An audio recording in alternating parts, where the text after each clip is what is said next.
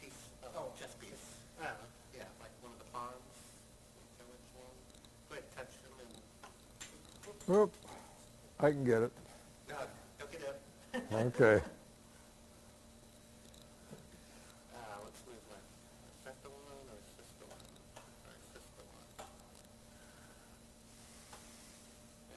I think that's not the one.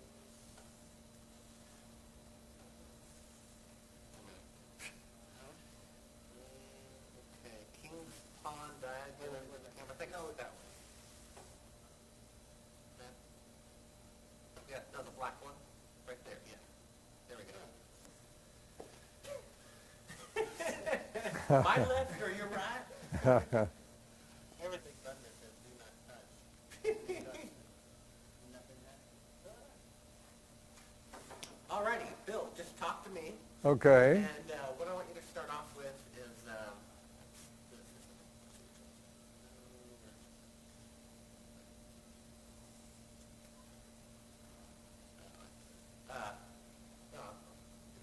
yeah.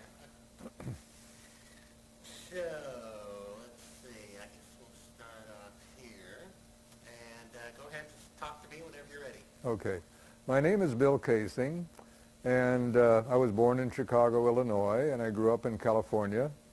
And I essentially had a conventional life until, let's say, I left the aerospace industry. In other words, when the war came along, I went to war. I was in the Navy in the Pacific. After the war, I took the GI Bill, got a degree in English from USC. And then I went to work for Rocketdyne, a division of North American Aviation Incorporated, where I was head of technical publications at the Propulsion Field Laboratory. And there I had secret clearance, AEC-Q clearance, and other clearances which allowed me to learn all about Apollo, Gemini, Mercury, other space programs. But after 7 years at Rocketdyne, I decided I wanted to be an independent freelance writer. So I quit and became an independent freelance writer, and that's what I've been doing ever since. Alrighty, good. Hold there for a second. Alrighty, stand by. And go ahead. After I graduated from college, I got a job with Rocketdyne, a division of North American Aviation Incorporated, as a technical writer. And subsequently, I became supervisor of technical publications at the research facility in the Simi Hills. And there, of course, I had to have clearances such as top secret, AEC-Q clearance, and other clearances which allowed me to know all about Apollo, Mercury, Gemini, and other space programs. Alrighty, good. Hold there for a second. Tell me a little bit about your title again and what your job description was. Well, I was in charge of technical publications for the entire Propulsion Field Laboratory, which was a research facility for the development of large liquid propellant rocket engines, and of course all the peripheral equipment that goes with them. And my job was essentially writing and editing technical prose regarding this research effort. Good. Tell me a little bit about the working conditions there, the attitude of work, and I think you were talking about some department at one time being entirely lost. Yes, actually I found Rocketdyne as a sort of white-collar WPA. In other words, the government was pouring billions of dollars into rocket research, but much of the money was wasted. And after a while, I got the feeling I'm wasting myself too. I'd rather do something more productive. For example, at one point, the department that was researching and developing vernier engines, which are control engines, they ran out of a contract. But the entire group stayed at the Propulsion Field Laboratory doing nothing. They would play Battleship, read newspapers, go for walks, have fun in the boonies, And I thought this was a ridiculous waste of the taxpayers' money and everyone's time. And how long a period did this go on? That particular department? Well, that particular department, they discovered them after about a year and dispersed them, found them other white-collar WPA jobs. What were some of the things that you wrote about in your technical writing? Oh, mainly the development of large liquid propellant rocket engines and everything that goes with it. In other words, turbo pumps that pump the propellants, safety measures to keep people from being killed, the development of extremely sophisticated instrumentation.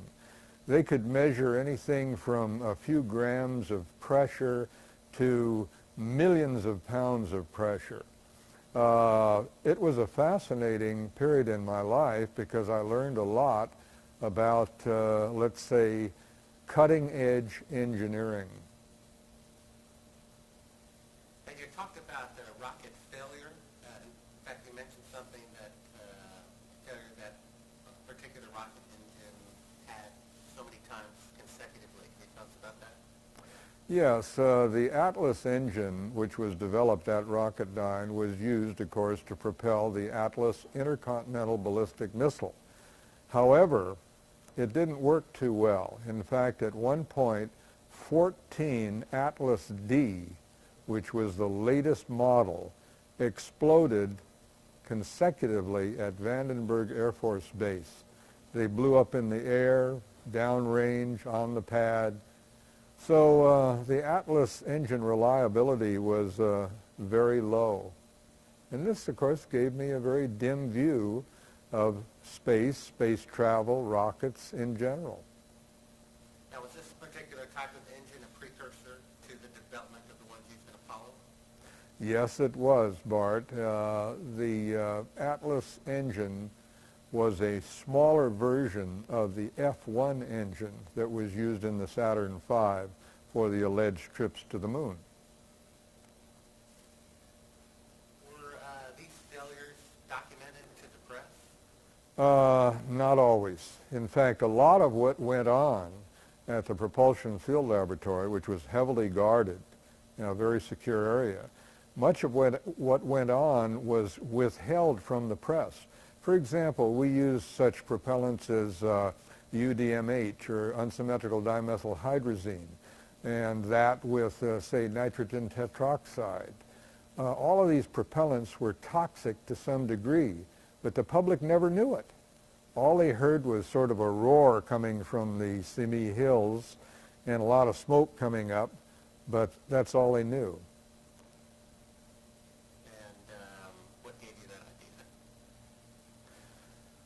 Well, after I quit Rocketdyne, I became a freelance writer. I got a book contract, and needing a good place to live, my wife and I bought a 75-foot Coast Guard cutter, which had been converted to living aboard. Well, there were a lot of homeless people near where we stayed at the Oakland Marina, so we invited them to come and stay on the boat. After all, it was 75 feet long, lots of room.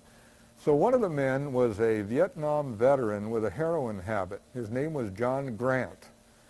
And he said, "Bill, the government really screwed me. They taught me how to kill. They sent me to Vietnam. I killed a lot of innocent people." He says, "I'm very bitter at this corrupt government." He said, "You're a writer. Why don't you write something outrageous like, say, we never went to the moon?" And that's exactly where I got the idea, from John Grant in 1974 at the Oakland Marina. Prior to that time, I, like almost everybody else in the United States, believed that we went to the moon.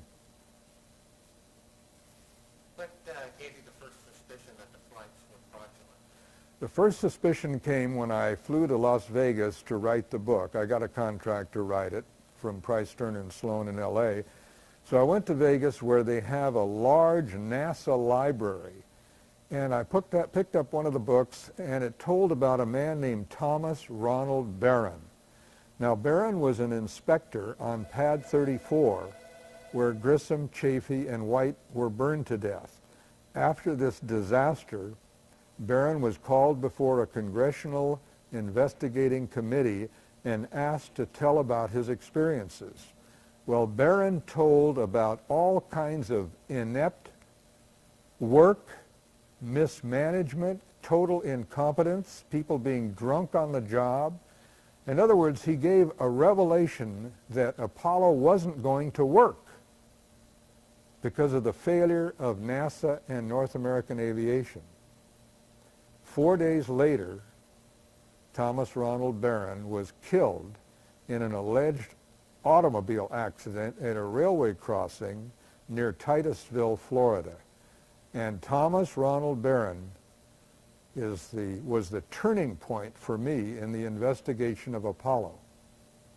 I believe that anybody who tells the truth and is killed, it's very likely that they were telling the truth. Okay, tell me again from the top about Barron. About Barron, after I've gone to Vegas to research the book, right? Okay. So, a little bit about his background, who he was, what Right. did he do for the Apollo program, Okay. what year did he write the report, Right. how did this coincide with the Apollo 1? Okay. All right. Ready? Yes, whenever you're ready. When I went to Las Vegas, they had a complete inventory of records of Apollo. In reading through these records, I encountered a man named Thomas Ronald Barron. Well, Tom Barron had been an inspector on Pad 34, where subsequently Grissom, Chafee, and White were burned to death. But prior to this disaster, Barron wrote a 500-page report which described and detailed the mismanagement and incompetence of both NASA and North American Aviation, the prime contractor. In telling these details, which he later related to Congress, it became evident that everything was not well with Apollo. And that's why Barron wrote this report. He wanted it to be known that things were not going the way they should. And I should mention that at the same time, General Sam Phillips, who was in charge of the entire Apollo program, wrote his own report to James Atwood, the president of North American Aviation, and told him of his tremendous disappointment in the slippage of schedules for Apollo. So we have Barron and we have General Sam Phillips both saying the same thing. Well, Barron testified before the Congressional Investigating Committee concerning the death of Grissom, Chafee, and White on Pad 34. During his testimony, he was discredited. People came up and said, "Oh, you're full of baloney. It's not this way at all." But Barron had the facts. He had his own report, and he cited many details from this report during his testimony. But after he testified, unfortunately, he took a drive in his car, and he was killed at a railway crossing. Okay. Need to roll on that. Okay, go ahead and tell me about that again. Okay. Apollo was a military project, and it was completely controlled by the United States Air Force as represented by General Sam Phillips. He headed the whole thing. He had complete control. He could say yes or no to anything, to anybody, including North American Aviation, the prime contractor. And he could also make his either pleasure or displeasure known to NASA. He was the top man for all of Apollo. Apollo's with communication and getting messages, that quality control to your superior once that reported further up the chain of command. Tell me about some of the things in the Barron report. Okay. The Barron report detailed such things as employee incompetence, employee drinking on the job, employee not abiding by safety regulations, He also described how certain parts which should have been cleaned before they were installed were not cleaned. In general, what Barron was trying to say is that the work on pad 34, which he was inspecting, was actually done by a bunch of, I'll say it, hoodlums, people who cared less about what they were doing than their paychecks every Friday. He made this very clear in his 500-page report. Tell us again the point from where he testified to Congress and then described 4 days later the same event one more time for me. The Congressional Investigating Committee called Tom Barron to the stand to have him testify about what he knew concerning the death of Grissom, Chafee, and White. During his testimony, he was discredited by a number of different people. Apparently, they wanted to shoot Barron down, to discredit him as though what he was saying was not true. But obviously, what he was saying was true, because everything he wrote in his technical reports was corroborated and embellished by General Sam Phillips. And of course, after he testified, he went for a drive in his car, and he was killed at a railway crossing with his wife. Tell us that one more time and mention that that 4 days, start with 4 days later after Congress. Okay. Mention that his car stalled. That it was found Yeah, stalled. okay. 4 days after Thomas Ronald Barron testified before the Congressional Investigating Committee, he took a drive with his wife and stalled at a railway crossing. The train came through, and he and his wife were both killed. And I should add that despite Florida law, he was not autopsied, nor was his wife. They were both promptly cremated, and that was the end of that story. Okay. Now, it was him who claimed that the Apollo 1 astronauts tried to get out of the capsule about 5 minutes before the fire Yes. became fatal. Tell me a little bit about that. Well, according to Barron, he talked to a man named Marvin Holmberg, Holmburg. According to Holmberg, the men in the capsule who were doomed tried to get out of the capsule 5 minutes before it caught on fire and burned them all to death. But interestingly, when Barron was testifying, Holmberg was also called in, and he denied ever telling Barron this story about the astronauts trying to get out 5 minutes before the fire killed them. Twice out of 3 times.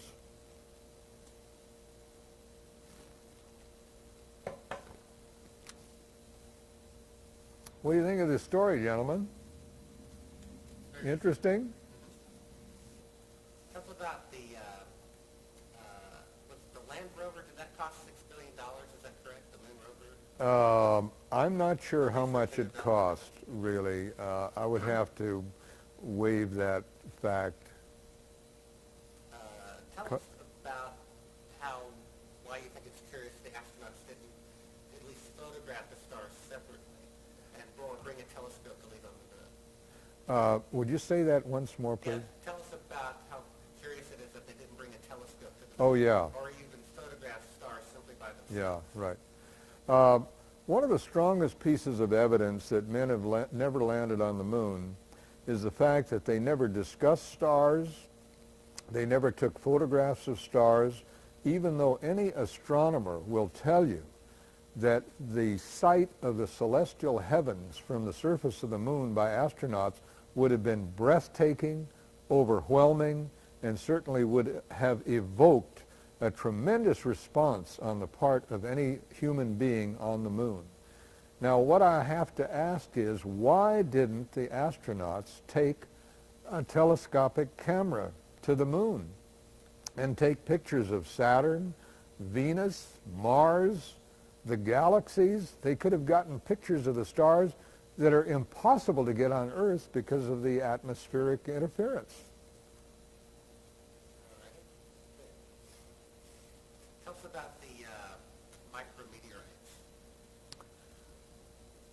Micrometeorites are particles ranging in size, say, from a grain of sand on up to something formidable like the size of a human fist. Well, micrometeorites rain on the surface of the moon constantly. It's known that 25,000 meteorites enter the Earth's atmosphere every day. But they don't harm anybody because the majority of them are burned up by the atmosphere and their very, very rapid transit. On the moon, there's no atmosphere. The meteorites rain down on everything, on anybody who happens to be there, any equipment on the surface. Had astronauts gone to the moon, they would have been pelted and pierced by micrometeorites traveling up to 30,000 miles per hour. One wonders why they were able to get such perfect photographs on the moon when obviously micrometeorites could have gone right through the Hasselblad cameras and the film. Good. Let's talk a little bit about the radiation outside the Van Allen radiation belt. You know, Bart, I really know so little about that. Rene is such an expert that I'll beg off on that point because I know little or nothing about the radiation in space, but he has it down absolutely cold.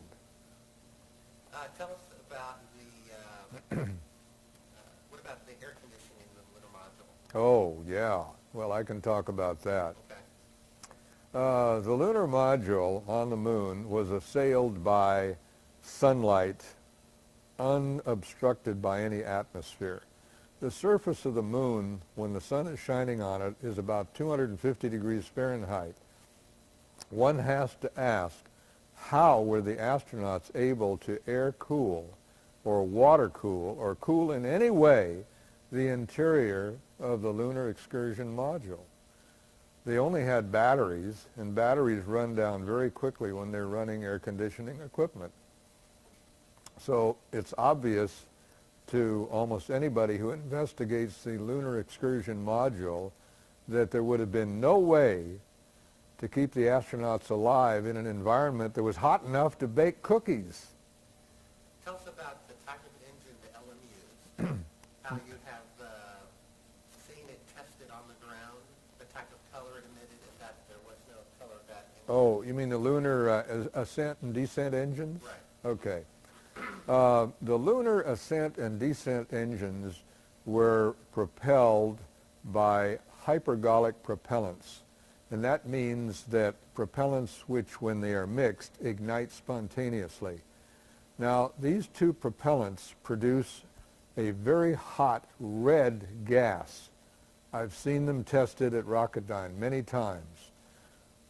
In photographs taken on the moon, there is practically no visible gas being emitted from the ascent engine when it takes off, nor is there any indication when they are descending that there is this cloud of red gas underneath the lunar excursion module.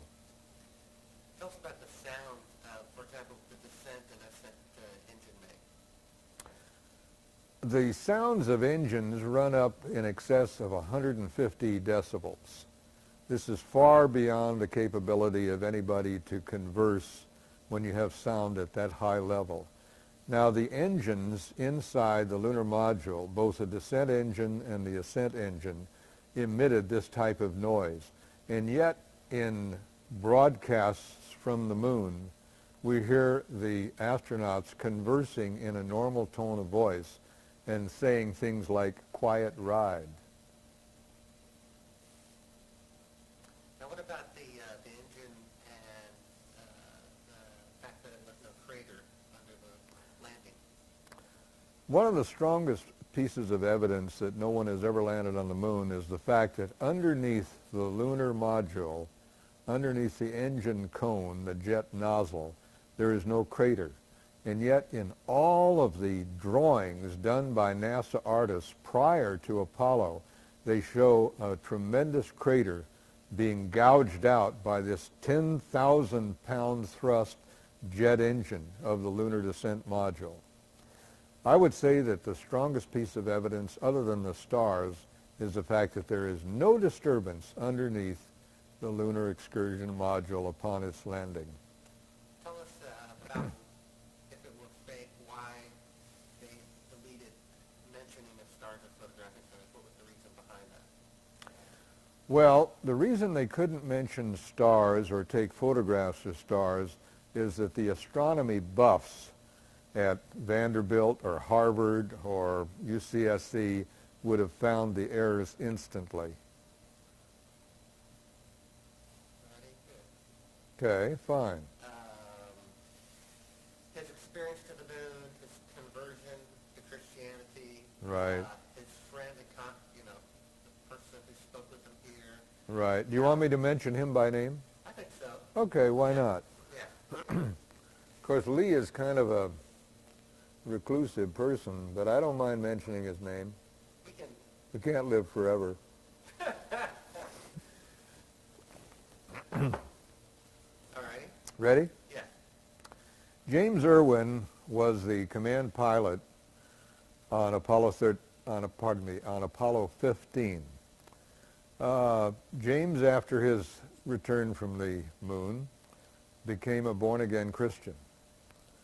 At one point, he came to Nashville, Tennessee, to give a lecture on Christianity and his conversion there, too.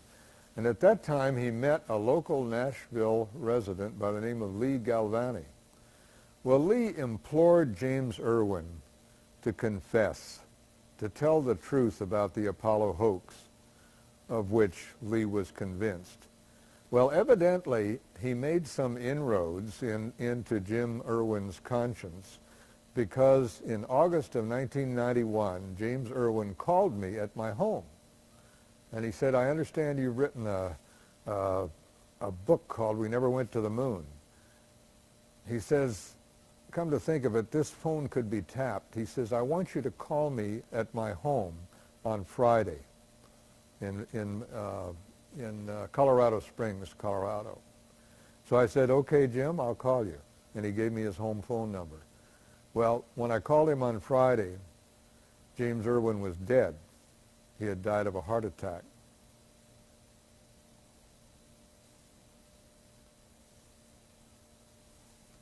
Tell me about the pilot who phoned in one of your guest appearances on the talk radio program. Oh, sure.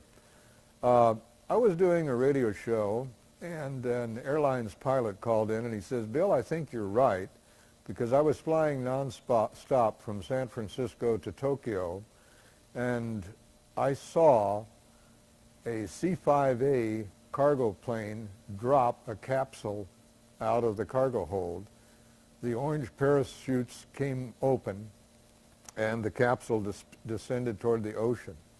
And even though we were traveling about 550 knots, we were able to track and see the parachutes and the capsule descending at a time when the astronauts were allegedly coming back from the moon. He says, I can't give you my name or my airline company because I need my job. Yeah, let's just tell us that story one more time from the top. Sure. And go ahead. While I was on a radio show concerning Apollo, an airline pilot called me and he said, Bill, I think you're right, because while I was traveling from San Francisco to Tokyo, we saw a C-5A drop a capsule out of its cargo hold. The three orange parachutes opened, and it descended toward the ocean. And even though we were traveling at about 550 knots, we followed this descent as long as we could. Now tell us about the steam or lack of steam after. Okay. How hot it would be, and why it would be hot. Okay.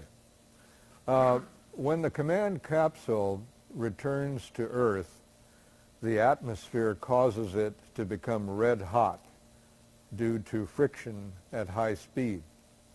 Well, when a command capsule strikes an ocean, which is about 50 degrees Fahrenheit, this red hot capsule should have turned a large volume of seawater into steam instantly.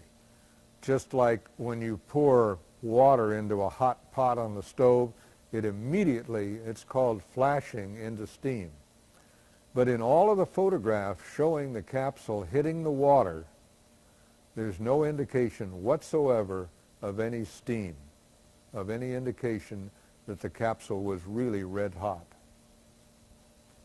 A newspaper clipping or something? Reporting? I have sent for a copy of the December 8th Mercury News, which should contain the story of the KOME bombing. And if I don't get it from them, I'll try and get it from the FCC. Okay. Let's start this off with in 19 whatever the year was that you wrote the book, and subsequently... Yeah, okay, fine. And go ahead. The first edition of We Never Went to the Moon came out in 1975 in the spring, and copies were distributed through the media, and I began getting telephone calls from all over the United States wanting interviews. And I did perhaps 100, maybe 150 radio and television, telephone, and personal appearances regarding my book. Well, on December 7th, 1975, I was invited to discuss my book at radio station KOME in San Jose, California. The moderator or talk show host was Victor Bach. About halfway through the broadcast, the engineer came into the control room, or the room where we were giving our information, and he said, "We're off the air."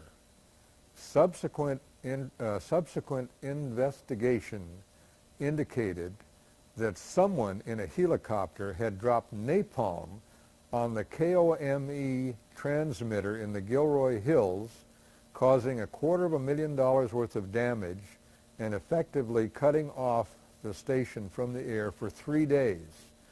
Well, police came to the station and offered us police protection because callers into the station said, "What happened to you? You had this fellow on about we never went to the moon, and suddenly your radio station goes off the air." So to me, this was the first real-life indication that there was somebody that didn't want me to tell this story. Now remind me, who is Bob Edwards? I have that written down? Or? Sure. Okay. Bob Edwards is a graduate of Stanford. He has a degree in communications. And he called me up a year ago and said, "Bill, I'd like to do a tape for my master's degree in communications." So he came over to my home and filmed me in 16 millimeter color film for several hours, took it back and made a videotape. But strangely, the tape has never been distributed. And Bob seems reluctant to discuss it. Now, which NASA records are considered to be not classified but not available? All of the records concerning Apollo are not classified, and yet they are unavailable to the public. One has to ask why. What do these records contain? Say again. What would these records contain? Oh, they would contain a wealth of information on, say, launch speed, scheduling, timing, problems, temperatures on the moon, temperatures in space, the performance of all of the major engine components, verniers, instrumentation readings. I mean, there would be literally thousands of pages of data on Apollo that actually investigators need to prove one way or another whether we really went to the moon. Now, tell us about the Soviet space program and why you think they never sent a manned mission to the moon.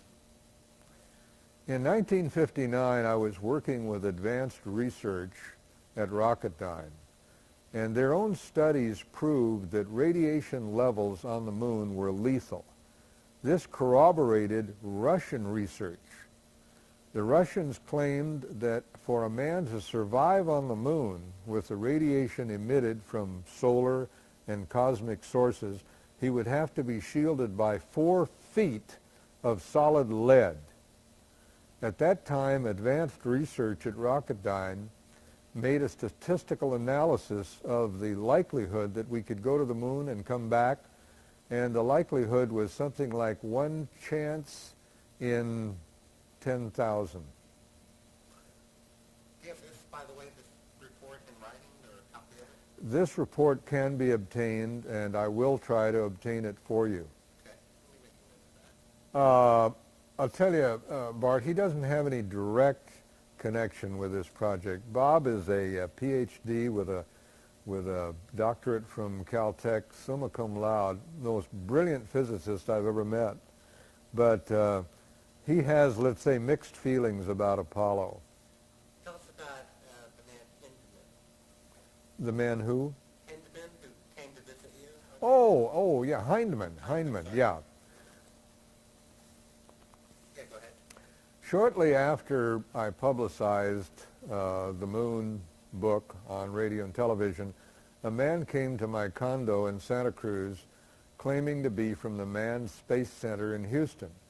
And he said, Bill, I work for the Space Center, but I don't want to work for them if they're a bunch of liars. He says, can you give me any documented evidence that we've never gone to the moon? He says, if I know that we haven't gone to the moon, I'm going to quit. And actually, he was very diffident, quite shy. He brought his mother with him. And I gave him a few pieces of paper, and I told him, frankly, I don't have anything that isn't available to any other U.S. citizen. And he left. Subsequently, I learned that Hindman was a direct employee of Neil Armstrong. Tell us a little bit about the Tetra satellite. In 1969, in the spring, a satellite called Tetra, T-E-T-R-A, was launched to simulate radio transmission from the moon. It circled the Earth, it emitted these radio signals, and people on Earth could receive them, and of course, let's say erroneously believe that they came from the moon. So I think that your viewers can conclude what the real purpose of the Tetra satellite was. Tell us that again from the top. I mentioned that it was launched, as a training exercise, part of Apollo. Okay, That's right. why it did what it did. All right. As part of the training phase of Apollo, they launched what was called the Tetra satellite, T-E-T-R-A. This satellite emitted signals as though they were coming from the moon. Now, was this voice and data, both, or what? You mean what type of signals? Yeah, was it voice, data as well? Well, it apparently was designed to emit any type of signal that they wanted to emit. It would be somewhat like a radar transponder.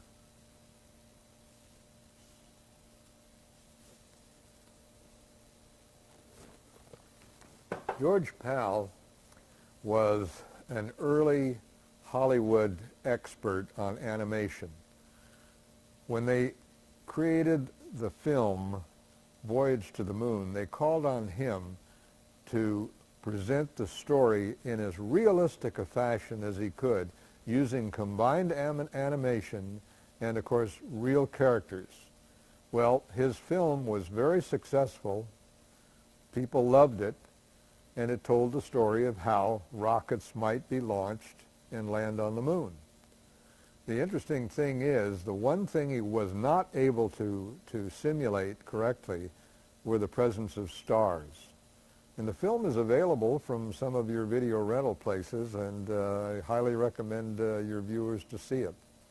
Tell us about Bill Wood, how you came in contact with each other, in particular what he said about the types of emission and that potentially a different type of rocket was used. Right.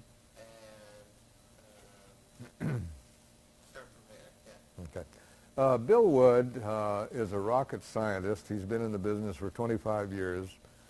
He bought a copy of my book and read it, and then he came to see me, which did surprise me a little bit because most people don't visit me because I have a fairly low profile. But Bill and I became friends, and it turns out that he had done his own investigation of Apollo for many years, and he found my book very interesting. Well, one point that Bill brought out was that the Saturn V vehicle using 5 F1 engines really was not the configuration that was shown in films of the Saturn V leaving for the moon. Instead, it's Bill's contention that they used less powerful engines and simply added fuel to the jet stream to make it appear as though the Saturn V was using 5 F1 engines. Now, what was the reason for this? Well, the reason was that the F1 engine, which was tested at Edwards Air Force Base, suffered from a problem in large liquid rocket propellant engines of combustion instability. And what happens during combustion instability is that shock waves are set up inside the expansion chamber of the rocket, and they resonate and embellish one another until finally the rocket chamber explodes. And this was the big problem with both Atlas and with F1 engines. What was Bill's proof that they substituted engines? Bill Wood's proof that they substituted engines was the fact that the color of the jet coming out of the Saturn V was incorrect. It should have been white hot. Instead, it was red, showing that it was operating fuel rich. Tell us about what he was doing prior to his current condition, and if that coincided the timing of that with anything. You mean his having a stroke? Right. Oh. And what age he is. Bill Wood was helping me with my investigation and definitely contributed to a lawsuit which I filed against Apollo 13 astronaut James Lovell. I filed a suit on on August 19th. One day later, Bill Wood suffered a severe stroke which eliminated his power of speech and the use of the right side of his body. Now, what did he have, what was his connection to the lawsuit? Connection to what? What was Bill Wood's connection to the lawsuit? To the lawsuit? Yeah. Bill Wood and I attended a lecture by James Lovell in San Jose at the Convention Center where Lovell was talking on leadership, citing his Apollo 13 experiences. After his lecture, Bill Wood and I went up to James Lovell, and I gave Jim a copy of my book, We Never Went to the Moon. He took the book, made no comment, and was quite gracious because he was surrounded by autograph seekers. Bill Wood, at the same time, told Lovell of his own suspicions that the Apollo project wasn't real. And of course, again, Lovell, in public view, could really not be anything but courteous to both of us. So that was Bill Wood's contribution at that point. Subsequently, he wrote a report, which I have, concerning his belief that the Apollo project was a gigantic hoax. And what period of time was it after writing the report that he had a stroke? What period of time after? After he wrote that report to the time he had a stroke. Between the time of his writing this report and his having the stroke was probably about 4 months. Now, why do you think, if they were faking the lunar landings, why did they have fake a failure such as Apollo 13? Well, according to Dr. Van Meulen, who's an astronomer at Leiden University in Holland, he claims that Stan Kubrick was hired by NASA to write the scripts for Apollo 11, 12, and 13. Well, Stan is a very intelligent movie maker, and he knows that people get bored seeing the same things over and over again. He knew that by the end of Apollo 12, people would want to see something different. So he came up with a script in which Apollo 13 fails. A tank explodes. They have trouble in space. And this focuses renewed attention on Apollo. Well, evidently, Kubrick's script was picked up by NASA, and they carried out the script exactly the way he wrote it. Tell us about kind of the public's opinion at the time of Apollo. 12?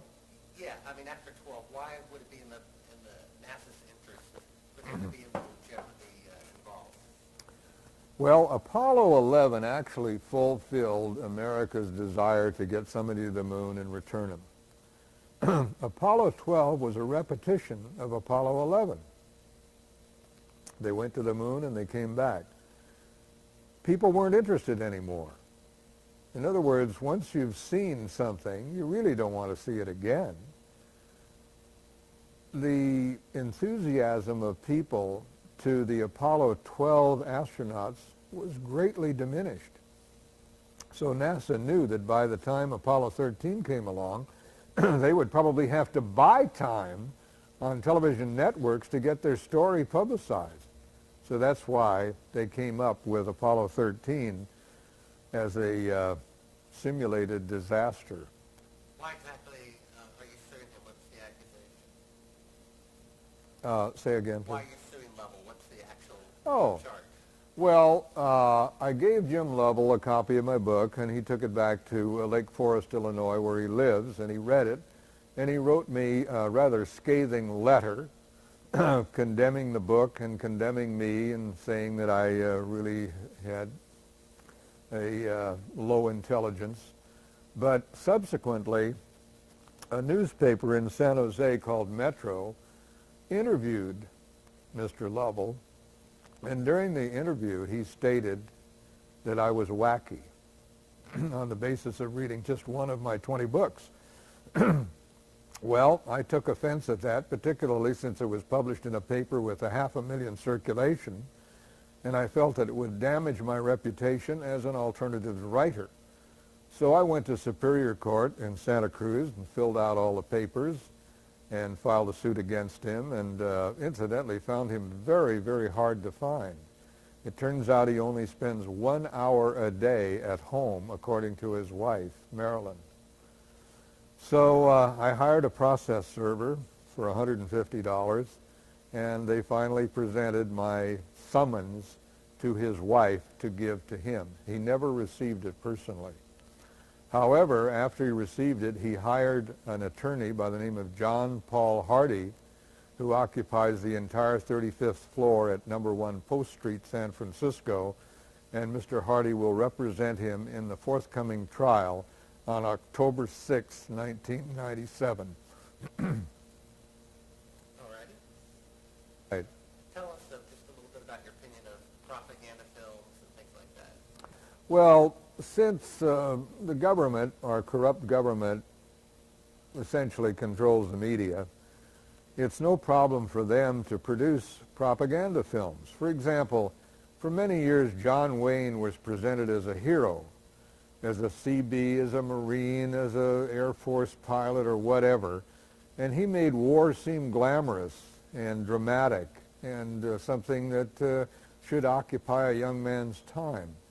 I have a Vietnam veteran who said, John Wayne conned me into killing 500 people in Vietnam. So what we're confronted with is a propaganda machine beyond comprehension and well-funded. During World War I, they produced films showing German soldiers spearing Belgian babies.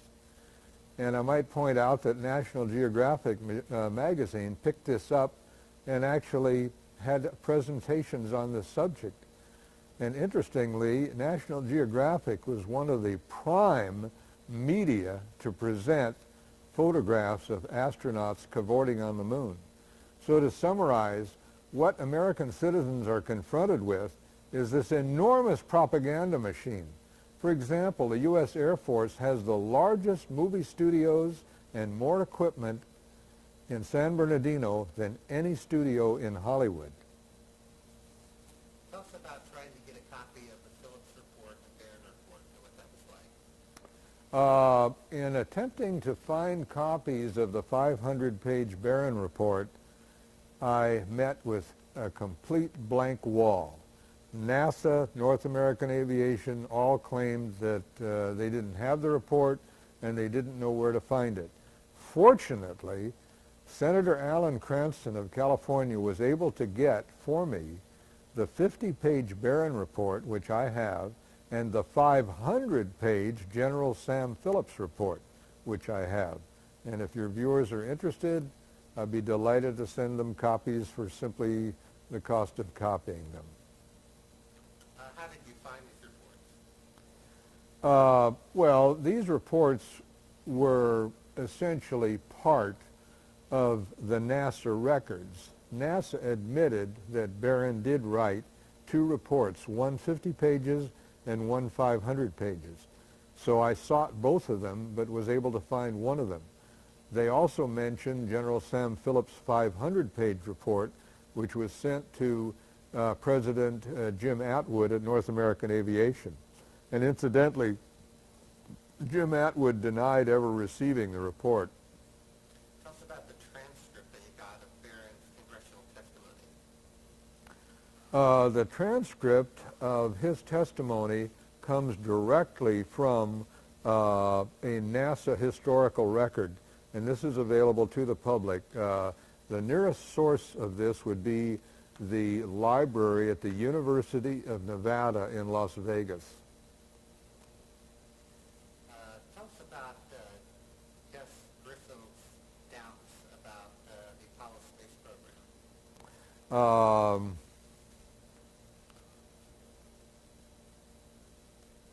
Gus Grissom was very doubtful about Apollo. He flew to Downey where the capsule was being assembled and studied it very carefully. He wrote reports about his doubts. On the day that he was burned to death in one of the command capsules, he hung a lemon on the outside of it, giving graphic proof of what he really thought of this piece of mechanism. Grissom actually was, let's say, a rebel among the astronauts. He did not believe that things were going well, and he wrote reports about it. Now, the day after he was burned to death, FBI agents burst into his home, removed all of his records, particularly those pertaining to Apollo, and according to Betty Grissom, his widow, they were never returned. Tell us about the number of parts. Kind of take us through statistically the failure that you saw and the number of parts and components involved in Apollo, and in order to carry off the mission successfully. You mean the number of parts in the unit?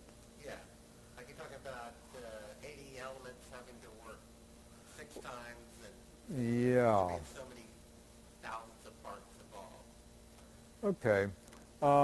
Apollo consisted of millions of individual components, all of which had to function perfectly. In addition, there had to be 80 particular distinct operations of segments. In other words, the booster had to separate from the command capsule. The LEM had to be turned around and connected to the capsule. All kinds of things had to happen absolutely on schedule. And this had to happen 6 times perfectly. Well, statistically, the probability of this happening is very, very slight, as any mathematician will tell you. Because mechanical things obey Murphy's and Parkinson's law. If a thing can fail, it will fail at the worst possible time. Alrighty. The monkeys, the Soviets and the Americans were launching the test, the effects of radiation. Could we leave that to Rene, because he knows that the monkey business and the radiation. So covered a lot of the good points. Holmberg, Lovell's lawsuit, stars, crater under the moon. We would have to, let's say, dilute the presentation if we went into some, well, do you want to go into death threats? Obviously those didn't come with your... I got lots of those. Say that again? I threw them in the trash. Oh. Tell me what you just said again. You really want to record it? Sure. Right after I came out with the book, I used to get death threats. These were letters with skull and crossbones, and they'd say, "Hey, you commie pinko fink, either lay off of the Apollo hoax or we're going to come and get you." Tell us a little bit more about some of the photographs and other anomalies in the photographs. Well, I would say the major anomaly in Apollo photography is the fact that they take pictures of the Earth from the moon, and they could have very easily changed film and stopped down the camera or gave it a longer exposure and taken marvelous pictures of the heavens, particularly of things like Saturn with its rings and Jupiter with its 6 moons. Would have been marvelous. But no photographs that NASA provides ever shows any stars, with the exception of a few dim ultraviolet emission stars, which I did find at one time. What about some of the shadows not being parallel and things like that? Oh, that's an important point that's been well investigated by other investigators. The fact in many of the still shots, the shadows are not parallel. Well, this can't be if you have the sun as a point source of light. Just go outdoors anytime during the day and look at the shadows. They're all exactly parallel because the sun, being 93 million miles away, illuminates them in such a way that they have to be parallel. California, where I can get all issues of the Chronicle on Apollo. And incidentally, would you like newspapers like the New York Times showing astronauts land on moon? Yeah. I'll send them to you. Yeah. I've got Life magazine and National Geographic. Well, let me send you the New York Times of October 21st, Okay. 1969, which says, men land on the moon. Alrighty, starting over here. Give me some slides. Give me those slides. Going this way.